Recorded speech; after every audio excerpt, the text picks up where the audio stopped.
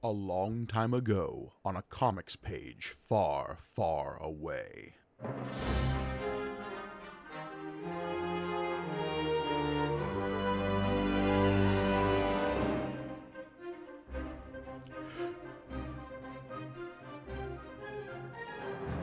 Greetings and welcome to May the Panel Be With You, the Star Wars comic book show brought to you by Punch Up Entertainment.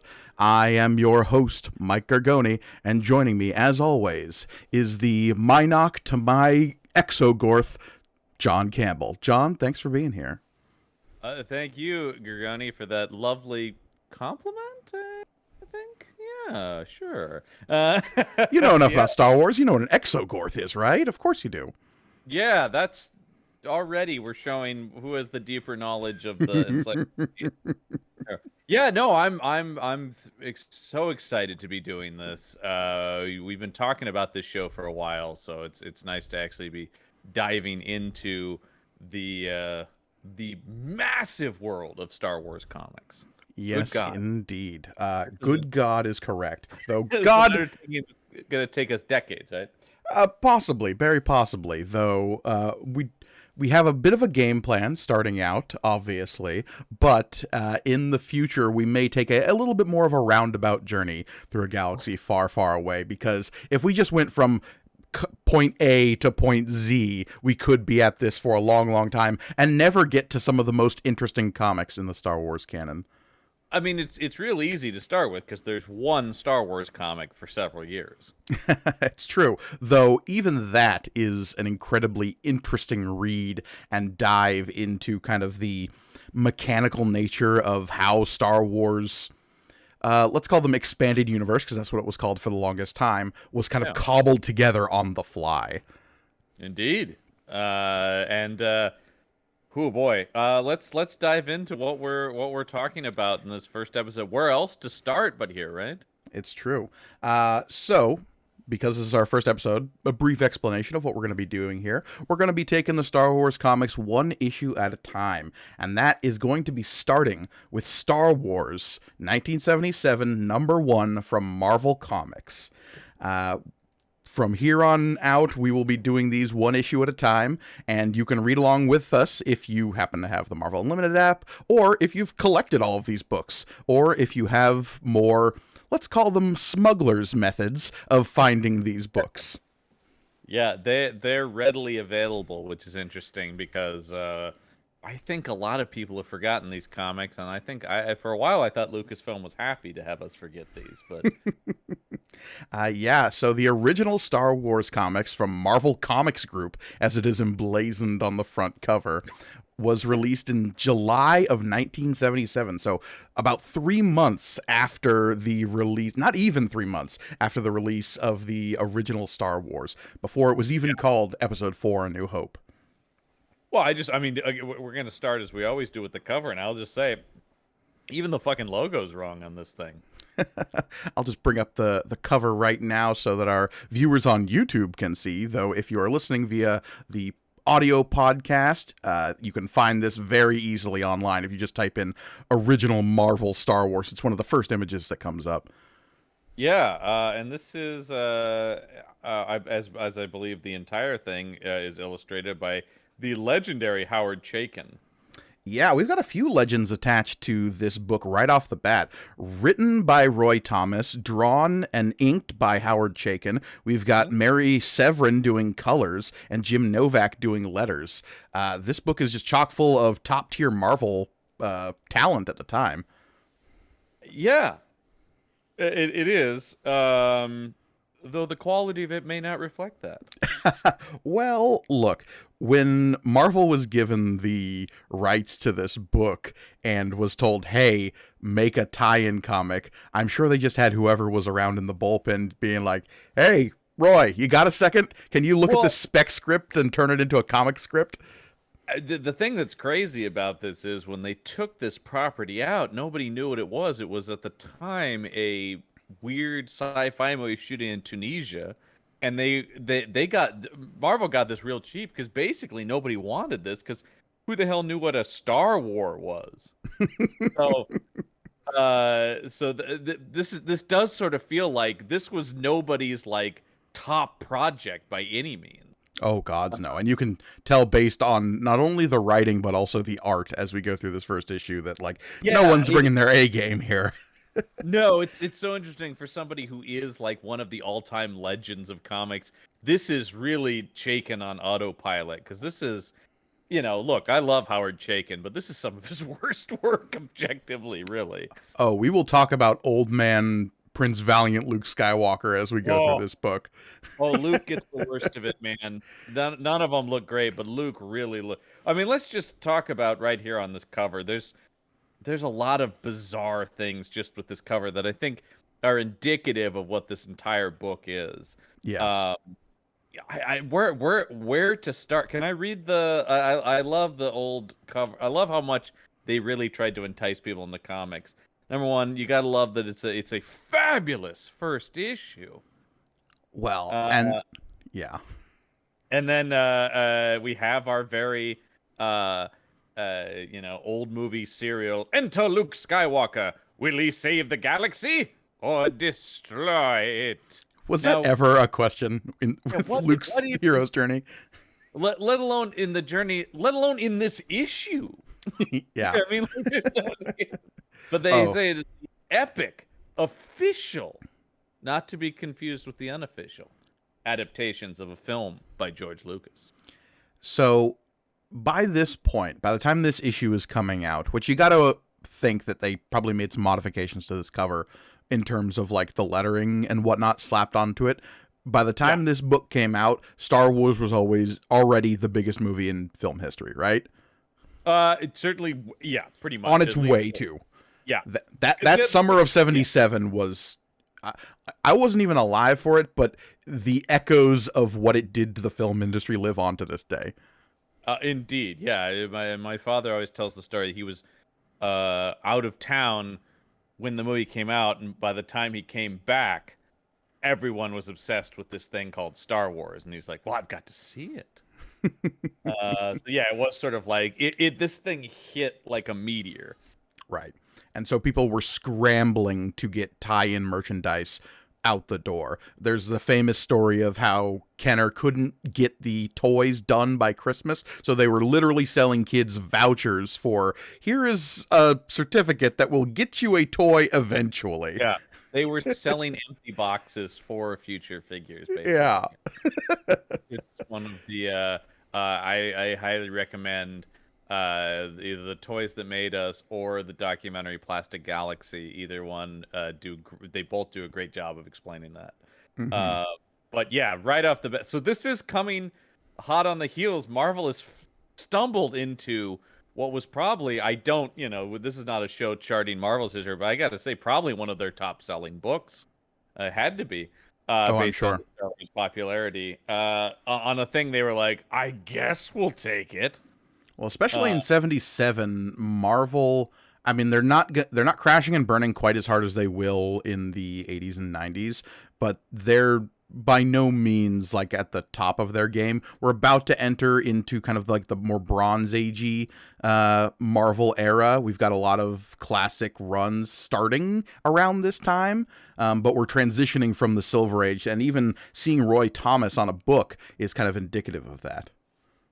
Yeah, I was going to say, I mean, this is definitely the Stan Lee is winding down, being the main writer of stuff, so everything's in sort of a weird state of flux.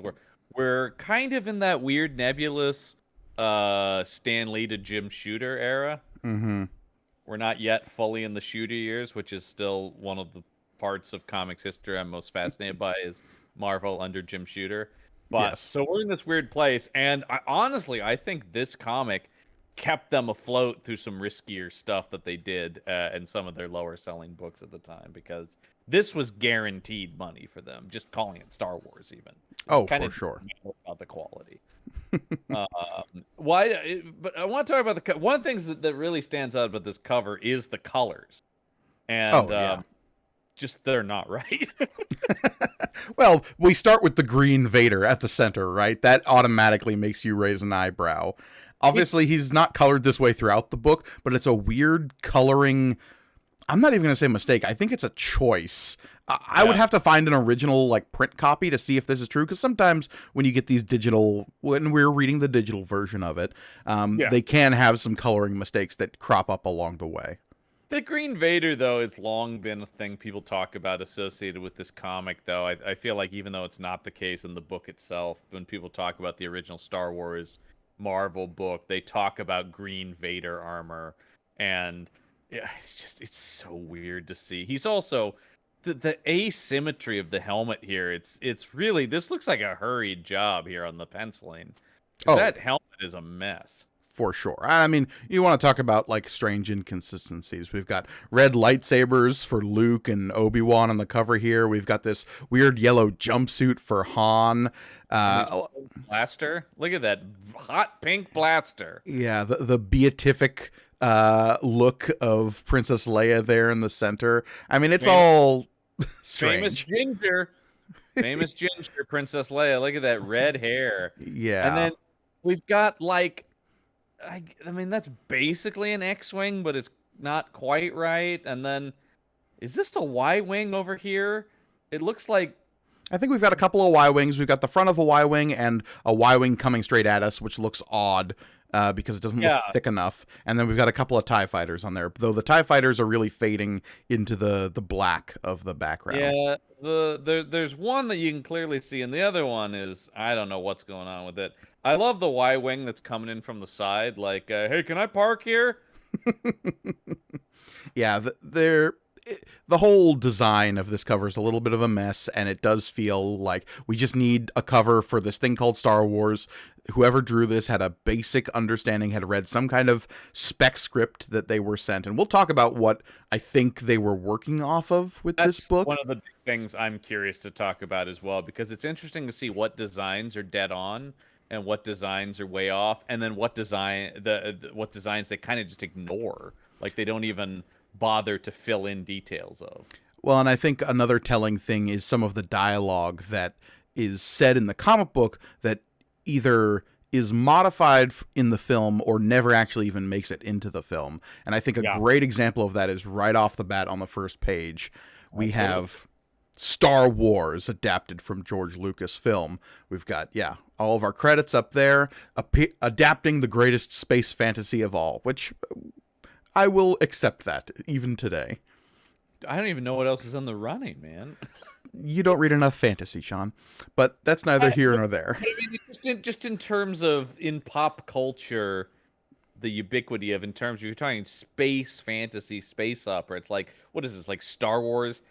It's like Flash Gordon. I mean, I don't know, like what the next. It just in terms, once again, I'm not talking about like anything specifically, but multimedia brands. It's got to be Star Wars. Sure, absolutely.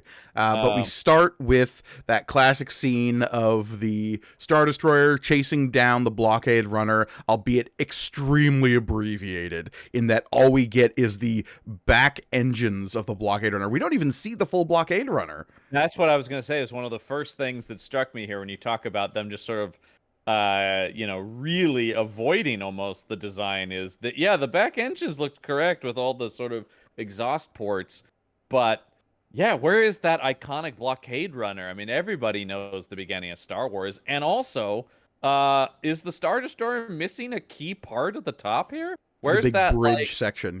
Yeah, where is that? And also, it's at a weird turn that you never see them take.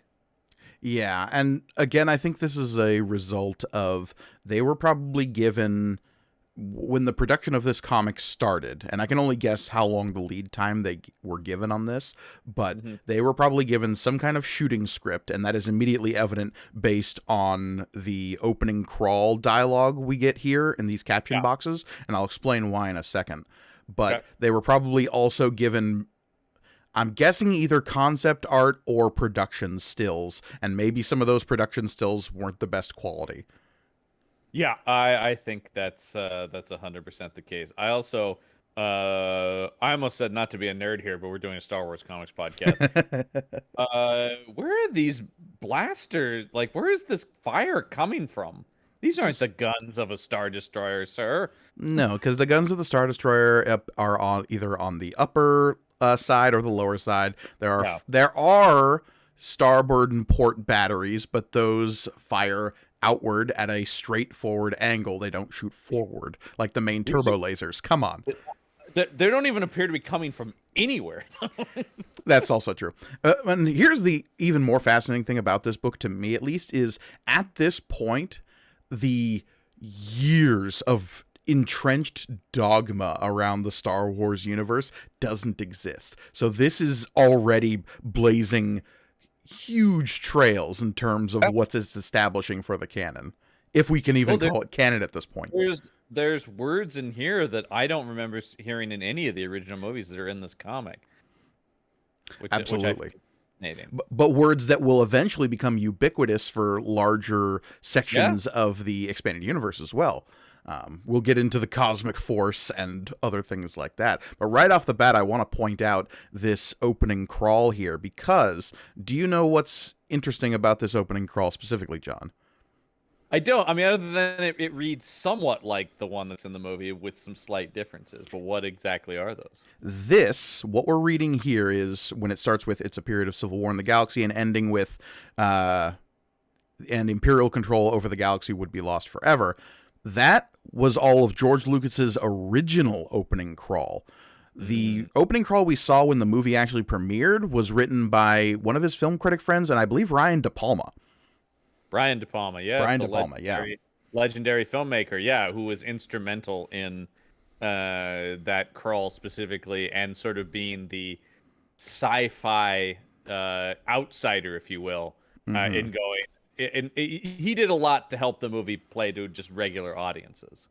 But yeah, the words we're seeing here, they're a little flipped around. I believe the will spell certain doom for the Champions of Freedom was actually the end of Lucas's original crawl, but these are the words that he had originally written as the opening crawl. And they do read a little too wordy. Mm-hmm. And then what I like though is that ain't enough for Marvel in the 70s, man. No, sir. Got to add more. I mean, one of the big things across the board reading this, and one of the things that whenever I read older comics from this era and stuff like that, is they're always so overwritten. And this is a perfect example of that, where it's like, also, but that is the near future. At this moment, above the yellow planet Tatooine, it's just like, it's just too much, man. In a modern comic, we would see this shot over cresting over the horizon of the planet. Instead, we kind of have to look behind those dialogue boxes to be like, is there a yellow planet back there? I guess that could be a planet. Well, once again, if you got rid of all these words, you might see a yellow planet back there. But this is, once again, indicative of the whole thing. I was aghast at the lack of detail throughout this first issue. It would be so unacceptable in a comic book today. Absolutely. Which, speaking of lack of detail, getting into the second page, we get the scene with the stormtroopers storming the Tantive 4, and the backgrounds are just huge splashes of yellow and red. And clean white hallways that we're used to seeing in that open sequence. None of that. No sense of space. Look at how wide this opening battle is. It looks like we're on Tatooine, really. It looks like a big, Lawrence of Arabia battle or something like that, not in a tight hallway. Well, what's really clear is that Chaykin's art here is we've got these big splashes of color, and the inking is doing a lot of work to actually give us what details are here. Oh, definitely. And then so begins the incredibly inconsistent design of C-3PO throughout this first issue. Oh, C-3PO is made of rubber in this issue. Yep. His head is constantly changing shape. The length of his arms is constantly moving. His legs can go in all sorts of directions. But yeah, we immediately are given to this. Look at that third panel. That's 3PO in an action dive you've never seen him in. Yeah, I expect him to be holding two pistols with doves flying behind him in that position there. that is Chow Yun Fat 3PO. Yeah, if it wasn't obvious already, this first issue of this book is a straight up adaptation of Episode 4 in New Hope. Eventually, this comic will move beyond the movie, and that's when it starts getting really, really interesting. But these first few issues are really just a straightforward adaptation of that first Star Wars movie. We had a big debate as to what to do with this, because it's the first 6 issues of the comic are the adaptation of the movie, and we talked about, should we skip that? And then as we started to dive into it, no, there's some interesting little things in here that make it familiar but different, either things that we'll get to Biggs and stuff like that, and things that were actually deleted from the movie. And then we'll get stuff that's just like, what? Yeah, a perfect example, and why this comic is way too wordy, is in the second panel here on this page, where we have 3PO and R2 talking to each other, and the captions go out of their way to say a pair of robots, not droids, robots, designated C-3PO and R2-D2, or more familiarly, C-3PO and R2-D2, but this time spelled phonetically. I have no idea who that was for. Like, I just doing like, so that feels like a weird editor's note that's like, no, wait, we can't just put a bunch of numbers in here. We need to, People will think it's algebra, John. That'll confuse and infuriate them. Throughout the rest of the book, it is R2, ARTOO, and 3PO. Because that's how you'd say it. It is how you'd say it, but also I could read that, or just, I don't know, pick one. You get one or the other, not the well, they're technically called this, but we're gonna sort of colloquially call them this. But if you're reading them on the page, they say the same thing. Yep. It's very funny. And even more so is when you get past 3PO and R2 here, and we go to something that's not in the movie, at least not in the final cut of the movie, which is Luke watching this battle from the ground on Tatooine. There is no dialogue here, and it is describing everything you are seeing. Yeah, I do like the inclusion of noting that what he's watching the battle with is his macro binoculars. That's something that was never said in the movie, but that's what those will eventually become called. But then they're called something else later in the comic, which I know. We get Luke in his fancy desert bucket hat with goggles riding on the top of his head, and we also this is a weathered man. This is a Luke that is easily in his late 30s, early 40s, who has been beaten by the desert sun into a wrinkled sack of a human being. We're sure this isn't Uncle Owen. I can't be sure until they're standing side by side. Because, I don't know. And we do get the use of the word land speeder, of course, and we get the mention of the distant town of Anchorhead. And Luke is off to Anchorhead. Meanwhile, we cut back to the Tantive 4, where we get that classic scene of Vader snapping necks. Yeah, not with the Force, just with his own hand, baby. I mean, that's how we're introduced to Vader in the movie. Is just it is dark, man. Straight up murderer from opening, And I like how a lot of the stuff that is never said in the movie, but George Lucas had in his head, is right here on the page, and that is Darth Vader, Dark Lord of the Sith, tightens his fingers on the rebel officer's throat. I just became James Earl Jones there at the end. Well, it just, when you're talking about Vader, your voice just kind of lowers. Yeah, it's But right off, that was something that took me by surprise when I was reading this. Dark Lord of the Sith. Now, correct me if I'm wrong, but I don't believe the Sith is ever said in the original trilogy. The word Sith is never said in the original trilogy. Yeah, because I remember when the prequels came out, that was the first time we were really tossing it around, like, ubiquitously. It's true, but that term did creep into the ubiquity that became the expanded universe via books like this, and eventually the West End RPG and a bunch of other content that, like, all of these ideas and whatever world Bible George Lucas had eventually did seep out and became synonymous in the fandom, regardless of what is actually said in the film. So by the time we have Empire Strikes Back coming out, there are people who know that Darth Vader is a Sith. Yeah, I just think that's interesting, and it further adds to this, like, what do they have? They clearly have some kind of Bible or, guide to the universe at some point. The fact that Roy Thomas would write Sith here is very interesting. Well, have you read any of the like shooting scripts for A New Hope, John? Like, Oh yes, I used to usually have a lot that. of these characters are introduced Yep. with. George Lucas Yeah. just loves writing stuff that's never actually said out loud in his scripts. I will say one of the when I was a kid, I had the published script of Star Wars, Hmm. and that was a horrible script to learn what screenplays look like because Lucas doesn't follow any format. He way overwrites. Hmm. It's a format that only works for George Lucas. So I needed other help, but it was what was out there. I was like, oh, I have the blueprints for Star Wars. Absolutely. So Speaking of blueprints, R2's getting a little message from Princess Leia down here at the bottom of this page. And he's saying his classic catchphrase, "Ree." Yeah, it's so difficult to. Well, also his head is drawn. R2's top is drawn super weird in that last panel. It's so weird. He looks like a bullet. And again, just assume that every time we see 3PO, his head is a different shape, and you'll have some idea of what we're talking about in this book with 3PO's weird gummy body. His weird gummy body, and sometimes, and particularly in this last panel, his expression is so creepy. He is ghoulish here. I think in the wrong light, 3PO can be pretty creepy.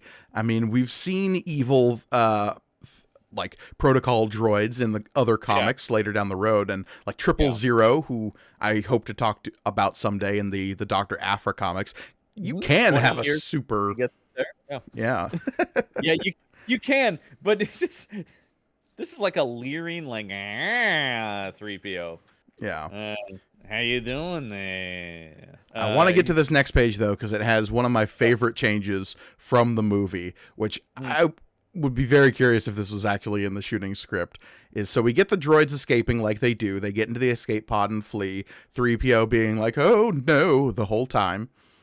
Yep. Meanwhile, we get the stormtroopers searching for survivors aboard the ship, and when they come across Princess Leia, there is the greatest exchange in this issue, in my opinion, which is the stormtrooper coming around the corner saying, "There's one of them, set weapons for stun," and Leia flipping around, drawing her blaster and saying, "I've set mine to kill."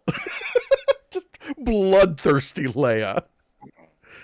I'm gonna get some I'm gonna drop some stormtrooper bodies today. It's gonna happen. And then what appears to be the most violent stun setting I've ever seen on something. Look at that. Yeah. Well, obviously they didn't have the effects locked in when this book was being drawn. They had no idea what the stun setting on a blaster looked like. True, but you have the context of the stun setting from Star Trek or something. The idea that it would be like a pulse of some kind. Not, this looks like she just takes a hard shot to the shoulder here. Yeah, but John, the young girl starts to flee once more, but unfortunately, not as the light speed of a paralysis ray that is shot into her. It's a paralysis ray. It's fine. Yeah, I was gonna say I don't remember that being tossed around ever again. And then I love this stormtrooper just being like, "She'll be all right." Don't worry. Like some other guy was like, "Geez, hit her pretty hard there, Dave," and he's like, "Nah, she'll be all right." She'll be all right. Then we get to a scene that was pretty famously cut from the original film, and that is Luke getting to Anchorhead. But I gotta say, this introduces my favorite character in this comic, which is the just shape of an angry old man telling Luke to slow down as he's flown in the air. Boy, you talk about doing absolutely no work on a panel. Look at this panel at the top of the page here. I told you kids to slow down. Yeah, it's just pink shapes and dust clouds. The barest representation of a human over here from Howard Chaykin. But then we get a very I don't know what's going on inside here, man. I mean, okay, so there are two characters in here named Cammy and Fixer who were in this scene that was shot, and you can find the deleted scene out there, and they were recently highlighted as background extras in the Book of Boba Fett, so that was fun. That was very cool for Star Wars fans. However, they're up to I'm just gonna say what appears to be some adult activity over here Oh, on the side. Yeah. Fixer's getting a hand job right here. I don't know how else to put it. Like, that Mhm. seems to be what's happening here.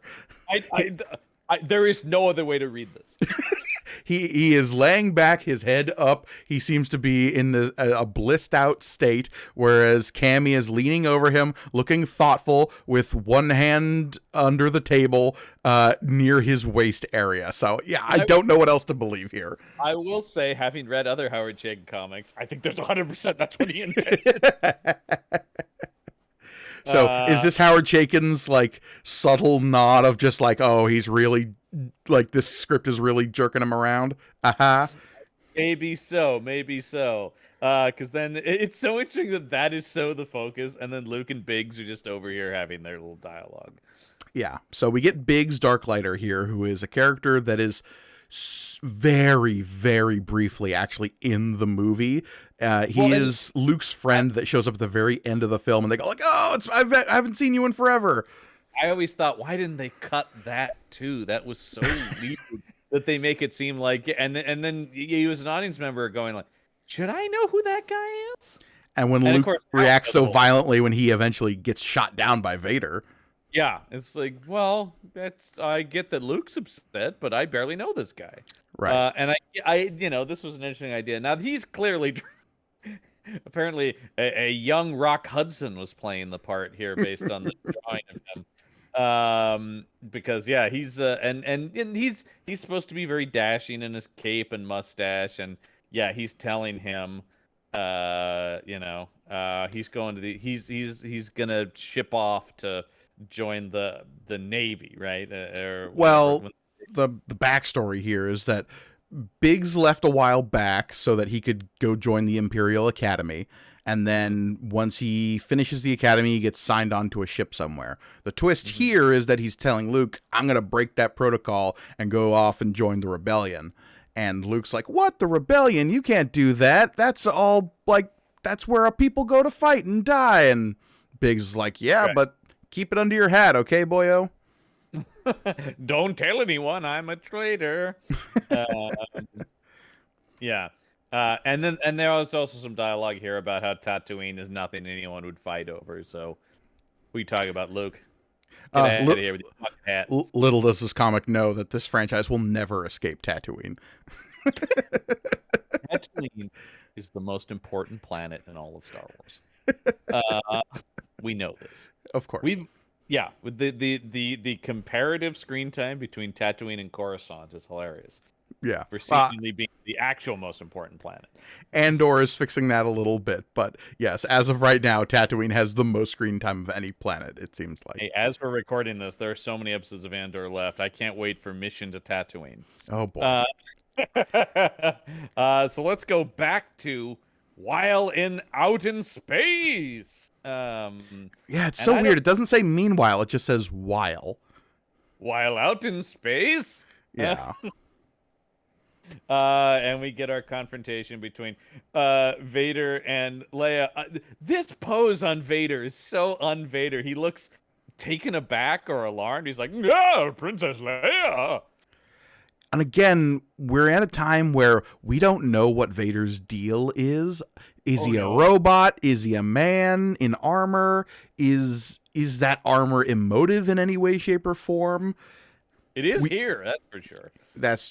And we've seen that to greater and lesser extents in Star Wars comics going forward. We'll see more cartoonish, I guess, for lack of a better term, versions of Vader where the mask can get a little bit more expressive depending on what angle it's drawn from. And that's a classic comic book thing, right? The Spider-Man, Deadpool characters who wear masks and them changing the expressions on them. But this like, you girl, is so weird. And I love, this rip stormtrooper proudly holding a rifle I don't remember them ever using in this context.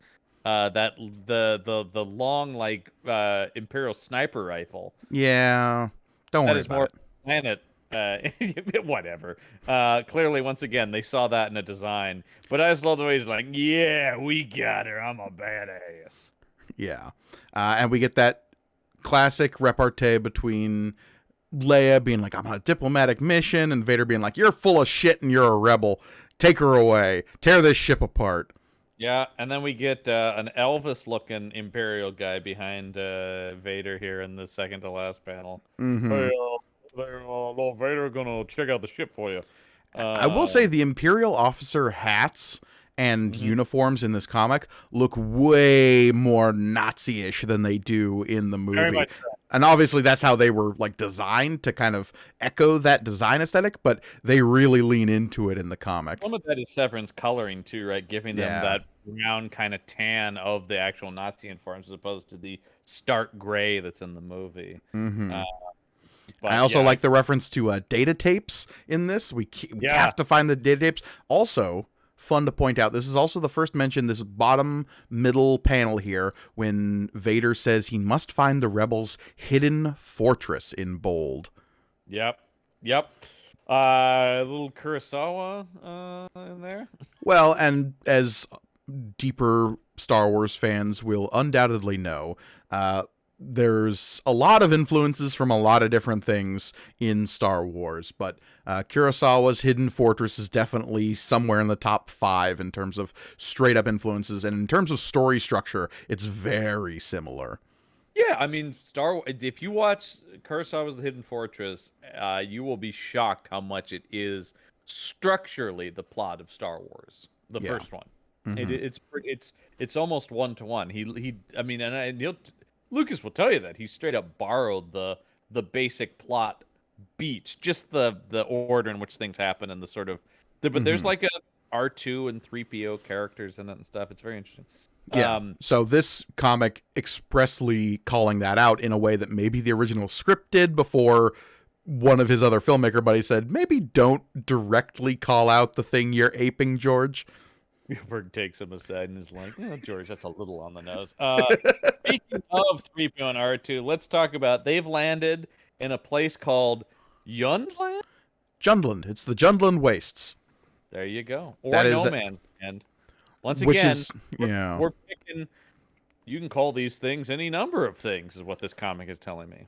Well, and the Jundland Wastes are name dropped in the first Star Wars movie. We'll repeatedly see this location throughout the franchise. This will eventually be where the Mandalorian fights that crate dragon, much to everyone's pleasure. I think at this point now I've seen every square inch of Tatooine. So we've never seen the North and South Pole. Those are some of the more interesting places, but we'll get there in these comics, I'm sure. Okay. Great. More Tatooine. So yeah, we got them walking around. Ooh, boy, the second panel here is a real weird face on 3PO. And again, I don't know. And R2's high stepping it into the desert there. Yeah, I don't think they actually knew how R2-D2 moved when they drew this comic. Yeah, because it does seem like he's straight up walking. He's basically the classic once again. Love the R2 dialogue. Poet. And off I go. Hep stepping out in the desert, And this is where we get R2 and 3PO ambushed by the Jawas. Though I will say they compress that so to where R2 and 3PO don't actually split up in this, which I actually think is a pretty good compression if you're going to try to tighten this story a little bit. I will also say, and I love Star Wars, but upon retrospect, a possible criticism of A New Hope is it does take maybe a little long to get going. Just a scotch. There's a little too much desert wandering with the robots here. Especially because, and I get a lot of that is because they cut the cuts back to Luke that would have been there. So I think that was meant to go more. So there's a lot. You don't get Luke till like 20 minutes into the movie. And so you're like, wait a minute. Where's the hero of the movie? I don't know. So all of this is really compressed down to one page where they both get zapped by the Jawas, though very conspicuously missing any Utini. Not a single Utini. Tragic. I feel that's underrepresentation of the Jawas. I wonder if I bet we'll get more Jawas than we can handle by the end of this run, though. Oh, there is a Jawa-centric book in the Dark Horse Age that we will get to. I shudder when we get to that Ewoks book. Oh, we're gonna get to the Ewoks book too. That was Marvel era still. So we got this is the scene we were talking about where Biggs actually tells him he's going to join the rebellion. Yeah, and So we many things that still floated. this Luke that we see here is proportioned so much like the Luke Skywalker action figure we would eventually get. Very I, much so. I'm wondering which design came first. Like, did Marvel have the design mock-ups for the Star Wars toys at this point as well? I don't know. I don't know, but I'll tell you, the one thing it doesn't look like is Mark Hamill. Uh, Absolutely. also, As, the hair. He does have shaggy hair in that first movie, but this is out of control. this is Prince Valiant. This is Page Boy. This is like very much a dome of blonde hair on Luke Skywalker. Yeah. This is what looks like the original Luke Lego figure had this block of hair that lowered onto his head, and that's what this looks like. Absolutely. And it's interesting because, like you said, did they have stills or something from the set? Because they obviously have some reference for what these actors look like. Because this Biggs actor is actually pretty right. Yeah, but like, I mean, scruffy black-haired mustachioed man in the 70s, like that Yeah. isn't a hard leap in terms of any direction. This could be But a dozen different actors. when we turn the page, we firmly get Christopher Lee, or sorry, Peter Cushing. They're Yes. one same human being to me. Those cheekbones are Oh, yeah, you must command respect with the cheekbones. I mean, Peter Cushing is one of my all-time favorite actors. So, Mhm. and yeah, he was always my favorite Sherlock Holmes actor because I always thought he looked exactly like what I imagined Sherlock Holmes looked like. Yeah. Just that sunken cheeks. And I've been rough on Chaykin, but I will compliment at least the design of this panel with Tarkin walking in and Vader behind him, almost like Batman. Yeah. I like that. And this is the boardroom scene with all the different Imperial admirals and Moffs, and we get Grand Moff Tarkin coming in here being like, well, the Senate's been dissolved, all of that prequel trilogy that we'll eventually get to, all of it gets terminated in a simple dialogue exchange right here when that Senate we were so worried about is just said, no, it's gone now, don't worry. I love I have just received word that the Emperor has dissolved the council -- permanently. The last remnants of the old republic have been swept away. The regional governors now have direct control over their territories. Who knew we'd have to watch 3 movies about that? But yes. I hoped. I had hoped. But yeah, it's interesting. And I do like the whole thing about like, well, what we're gonna lose control. He's like, no, the fear is enough to control them. This is good bad guy dialogue here that is kind of in the movie, but is a little bit more fleshed out here in the comic in some ways. This next page is maybe my favorite, like 3 panels in this comic, in which Vader summons a inexplicable hot beverage for himself using the Force. Coffee. It's like, how would he drink that? Where would it go? Does he have some kind of port on the top of his helmet? We don't know. There is something funny about like Vader needs a caffeine boost. I just want to see him like pour it into the control panel or something like like. I want a little straw to come out of the mouth breather in the front and lower into the drink. Yeah, you talk about ruining any kind of intimidation. Yes. This second panel though has my favorite design for one of these guys. Look at this angry old man admiral or Moff or whatever he is. He's just like, eh! Yeah, and this is supposed to be Admiral Modi, but looks nothing like the guy who will eventually be in the movie. No, not at all. I do think Chaykin crushes you. It's interesting. You can see what Chaykin's interested in because this dude choking is one of the most detailed drawings that Chaykin gives us. Oh yeah, for sure. He loves that guy being choked. And what I like about this is with the coffee cup, this is a way more casual choking for Vader than in the movie. He's just gesturing with the cup, being like, "And you're choking now." Yeah. Ooh, was I choking you? I'm sorry. I was just gripping my coffee a little tighter. Or was I? And We also get here in a bit of dialogue from Vader, we get this line that is, the ability to destroy a planet is insignificant next to the cosmic force, as he says in this dialogue. So we have kind of what he says in the movie, except he says cosmic force here, which is interesting. Right. In the movie, I believe the line is, the ability to destroy a planet is insignificant next to the power of the force. Yeah. Whereas here we do have a reference to the cosmic force, which is a deviation of different like ideologies within what people in universe think about the force, which will not be explained until way later. And never in the movies. I don't even think Lucas knew that here when he said cosmic force. I think No. he was calling that, and then there's a lot of stuff like that where it's like things he kind of backed out on that then people actually did pick up and run with. I mean, that's all Star Wars is, and we'll talk about that. Yeah. Just the constant addition of things or explaining of things. Yeah. I do love how embarrassed this Admiral is in this middle panel here, where he's like, "Oh, I can't believe he choked me." Look, if you get choked by Vader, you know you're the one who's going to get made fun of in the locker room later, all right? But it seems like, especially by the time we get to Empire, he's choking everybody left and right. Well, and we have yet to, like, at this point, Vader hasn't been in a management role. He's kind of in the subordinate, like, assistant manager to Tarkin.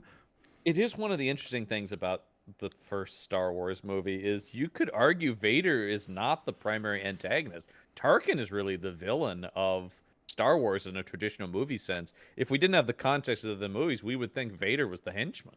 Yeah, absolutely. He's much more like Jaws, the Bond henchman, than he is an actual villain. Careful now, you said Bond. I know. No. Moving on. Wait till we start the spin-off podcast about Bond comics. Because we do get to the two droids in the Sandcrawler now, and they're about to be sold to the Lars family ranch. The awkward 3PO sitting here, and there is a 10 times more awkward 3PO sit later where he is full on man spreading. But this seeing 3PO with like his knees up, there's so many poses that just aren't possible because of the costume and actuality that are in this, that because we're so familiar with Anthony Daniels in the suit, it's so weird when you see them drawn here. Yeah. And this is one of them. This is also, this next page is where we finally get to Uncle Owen as raging desert lunatic Uncle Owen. Uncle Owen is terrifying in this comic. Absolutely terrifying. Now, we don't get a new teeny, we get a just weird squiggle dialogue for the Jawa here. I guess that could be in a new teeny, and I choose to believe it is. Yeah, to be fair, we have not translated that. So we don't... but it's like the idea of, I don't know, he's saying some kind of gleep glop. Yeah, you know. Well, and that was famously, they've done that in comics since time immemorial when they're dealing with aliens, is just like weird symbols and might as well be in wingdings. And as we've talked about, they probably don't actually know what anything sounds like. Well, they definitely don't, because a lot of the sound effects are really weird that they write out here. They do the R5 that busts apart here is almost like, why even just cut that? I would have almost said.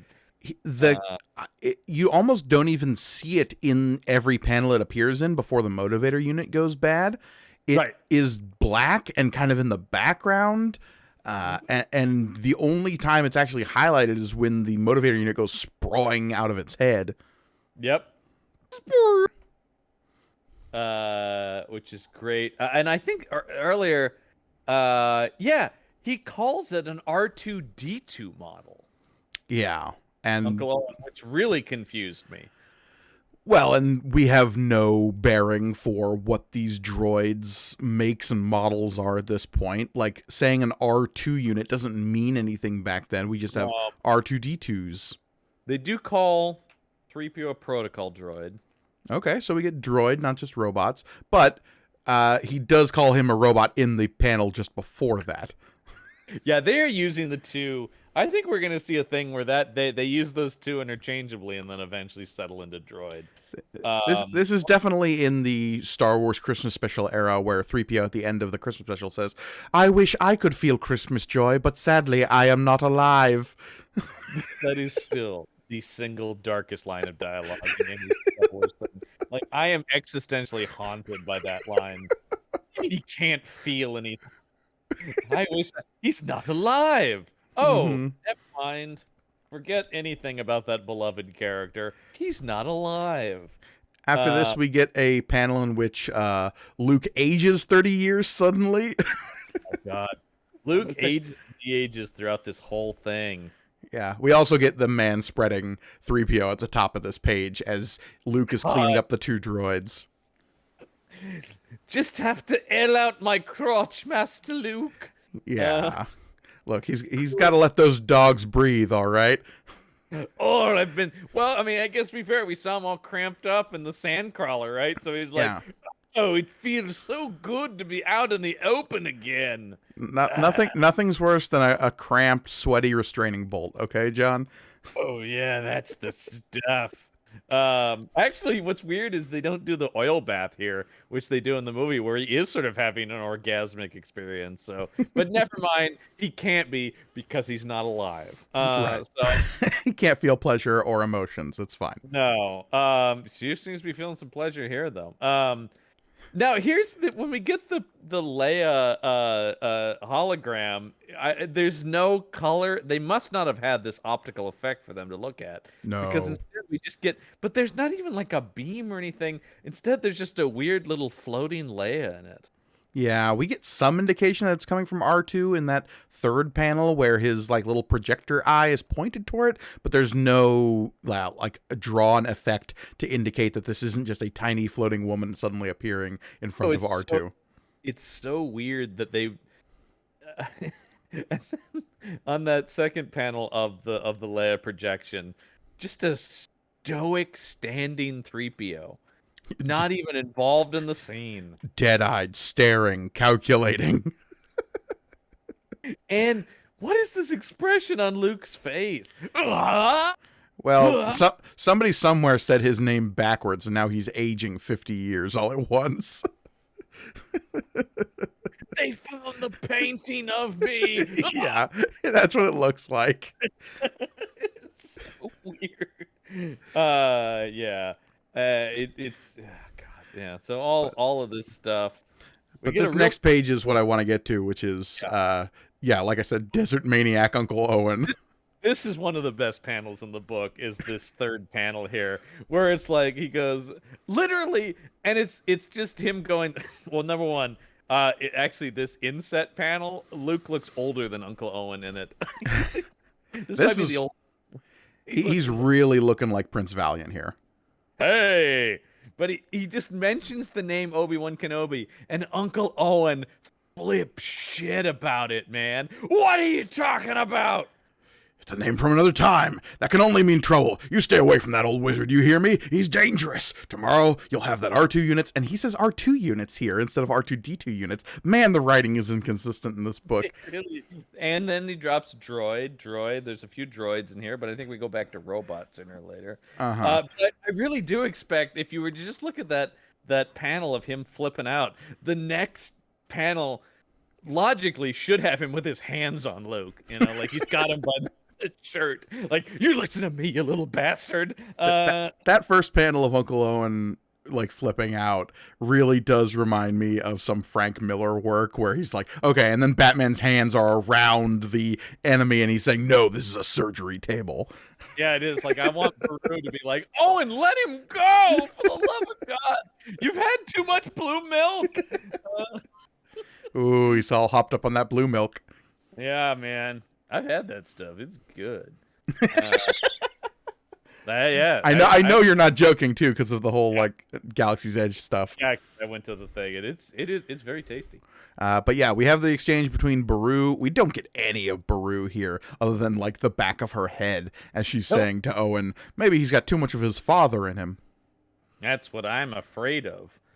And I always wondered, since people don't know, what do they think that means? Just that his father, like, tragically died?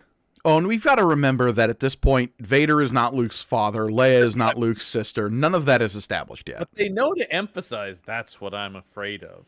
Yeah. So just like there's just this sort of nebulous something bad happened to his father. Well, what's established in the first movie is that Vader killed Luke's father. Obviously, that's a Yeah. mislead on Kenobi's part, but at least as of the canon of this film, which is some version of it is what this comic is based on, is that Luke's father sought out a thrilling existence as a Jedi Knight and was led to his demise because he sought adventure over staying at home, even though Tatooine, And so when it so was that's Anakin's home, he was a slave. So let's not worry about that. No, Lucas may not have had as much of this figured out as he wanted. I do like the I mean, and look, I love George Lucas too, but like the people who go like he knew the whole thing from day one. It's like, oh, there is so much evidence he didn't.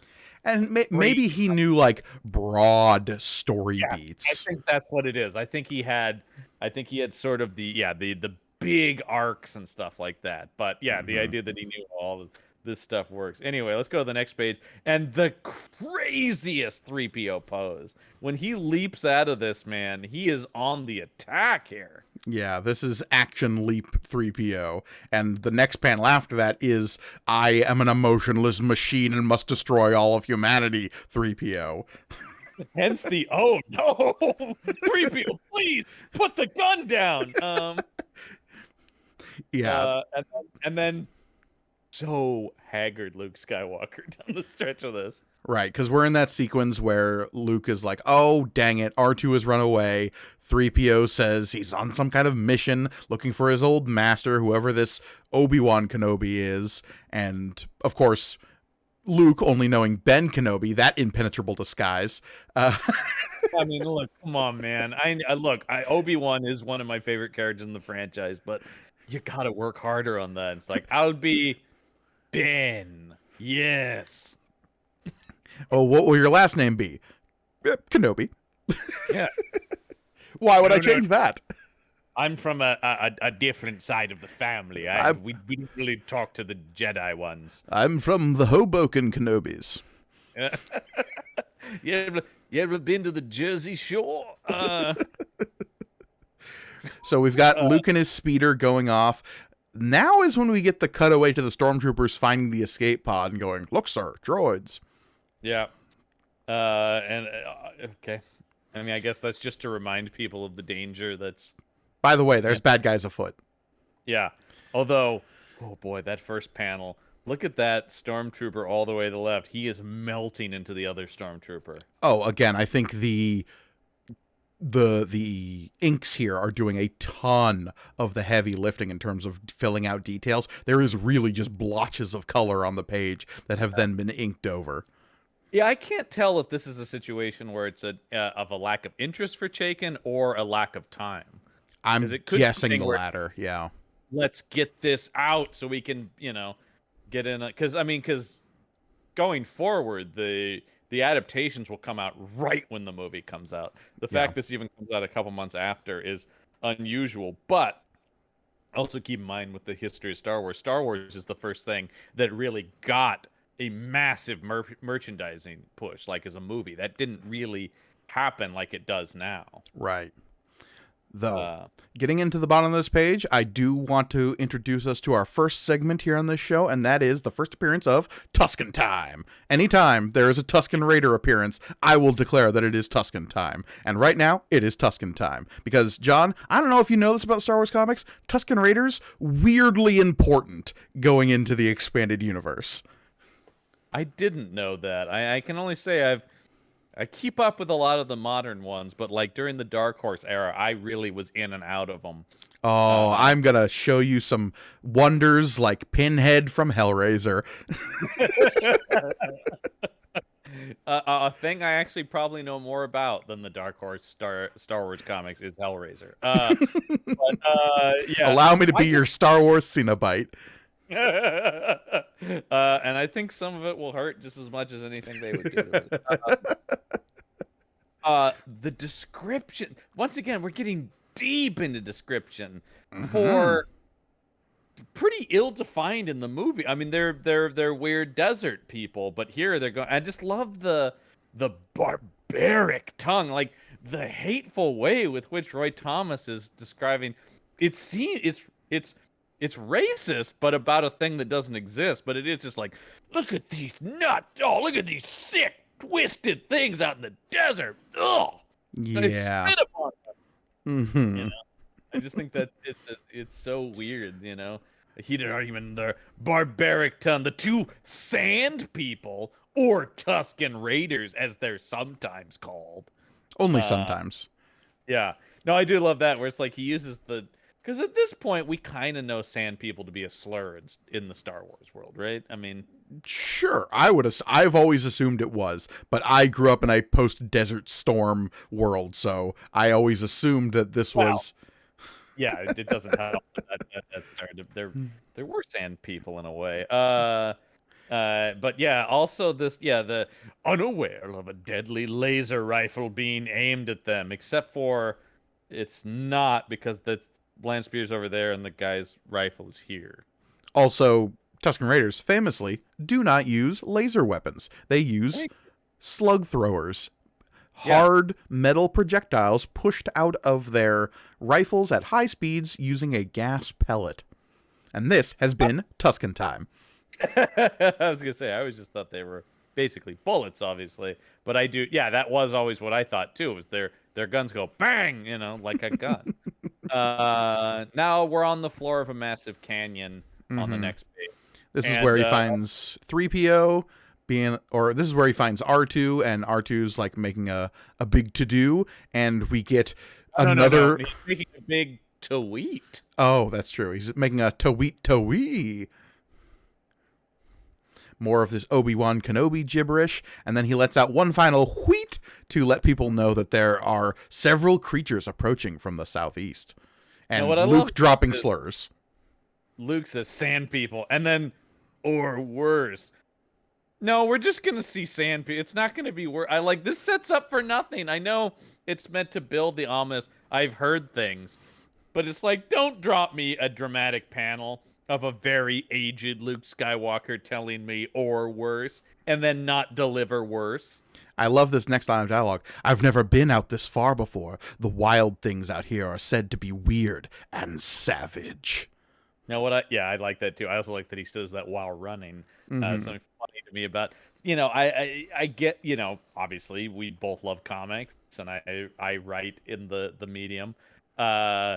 So the idea that you have action within dialogue, but there's something funny about imagine him saying that while on the move. Well, and I got to imagine he's like scrambling up a ridge here, because behind him 3PO is like waist deep in the background image. I can't tell. Yes, boy, how badly do you want to see 3PO throw his leg over that? Like, give me a second. Yeah. No, this 3PO would just bounce up and just parkour over this thing. There's a lot of knee bends on this 3PO that you do not see in the movies. He has a real action joint there on the knee. Though we get to our... Yeah. We finally get to our last page here. And this is where they use a different term for the binoculars, right? Is that here? Well, we've got Luke up on the ridge. He's glancing down at the banthas, being like, but I only see one of them. Where's the other one? 3PO manages to warn him just as the Tusken Raider comes down and attacks him with his gaffy stick. Or in this book, it is a Gadurfi stick. Which, if you didn't think that sand people was a racist term, and suddenly they're using a Gadurfi stick, look, we all know what this comic book is kind of trying to say now. Yeah. Got it. Yeah. And what is Luke? And only his laser rifle. Now, where was Luke's laser rifle? I mean, in the movie he's carrying with him. In the comic, it just appears in his hand. Yeah, that's what I mean. It's there in a couple panels and then not in other ones. It's also completely green on the panel before. And Luke is saying, yow! Just like he does in the movie. Mm-hmm. Also, 3PO taking a header off of this ridge. Oh, I do enjoy that. Yeah, we don't even see the top half of 3PO. We just see him from the waist down, but upside down, so his legs are dangling into the panel. maybe of any pose, that feels the most like movie 3PO to me. Uh, Oh dear! So yeah, And then the issue ends as the sinister Stand Raider towers above the terrified boy, laughing his horrible, inhuman laugh.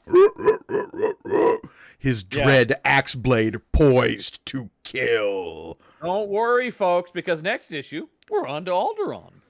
Yeah, way to That'll go undercut the tension, comic. You might as well just say, you saw the movie, you know it'll be all right. Yeah. But yeah, it is fun to see them try to where they place the cliffhanger endings and stuff in the movie. And yeah, here Luke's about to get his brains bashed in by a Tusken Raider. We get a little bit of background in the back of this book about the creation of this comic and the creation of Star Wars as written by Roy Thomas. And yeah, that's the first issue of Star Wars. I wonder what's going to happen next, John. Who's to say? Who could know? I want to send in a letter to. Sorry, is the letters page called Star Warriors? Yeah. Oh, you gotta love it. Yeah, man, that's the first issue. I mean, it's not great. It's weird to read because it feels like a I don't know, like a weird Google Translate version of the movie you love. It's watching an adaptation of a thing that is so ingrained in pop culture that many people, ourselves included, know it backwards and forwards so well that to see even minor deviations of it will immediately trigger alarm bells in our nerd brains. That's it exactly. As I was reading through the issue, just like, what? No, we're wrong. Incorrect book. Because yeah, this is especially for us in the era we grew up in, where the movies always existed. You know, A New Hope I've seen as many times as I've seen any movie, probably. You know, Yeah. that was on constant rotation. So, it's super weird to read, but fun. Yeah.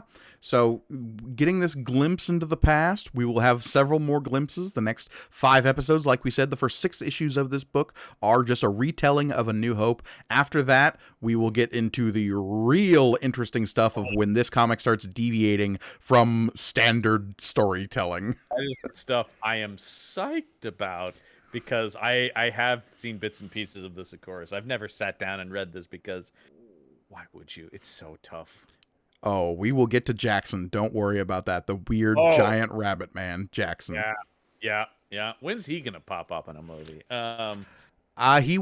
He just showed up in one of the From a Certain Point of View short stories for the Empire Strikes Back book that they released a couple years back. The lie, but I have a feeling he's not gonna make his way into a TV show anytime soon.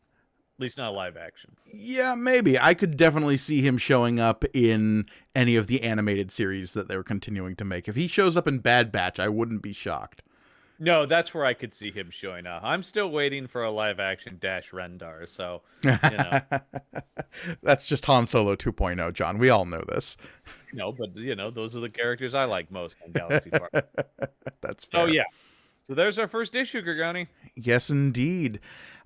We are looking forward to what comes next. I hope you will all join us along on this journey through a galaxy that is familiar yet foreign.